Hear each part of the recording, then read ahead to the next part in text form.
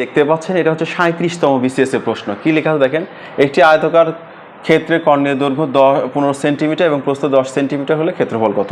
প্রথমে আমরা যে কাজটা করব, সর্বপ্রথম আমরা হচ্ছে একটা আয়তক্ষেত্র আঁকাবো। সেই আয়তক্ষেত্রে কর্ণের দৈর্ঘ্য 15 দেওয়া আছে, আঁকালাম। এখন বিষয়টা হচ্ছে প্রস্থের মানটাও দেওয়া আছে। এখন আমরা যদি এই কর্ণ দাগানোর পর এখানে কিন্তু আমাদের একটা ত্রিভুজ আসতেছে, সেটা হচ্ছে সমকোণী ত্রিভুজ। তো সমকোণী ত্রিভুজ আসলে পিথাগোরাসের সেই উপপাদ্যের কথা মনে পড়ে যে অতিভুজ স্কয়ার সমান সমান হচ্ছে লম্ব স্কয়ার প্লাস হচ্ছে ভূমি স্কয়ার। যেহেতু অতিভুজ সবচেয়ে বড় বাহু, এখানে দেখে আমরা বুঝতে পারতেছি এটা হচ্ছে বড় বাহু মানেই হচ্ছে অতিভুজ।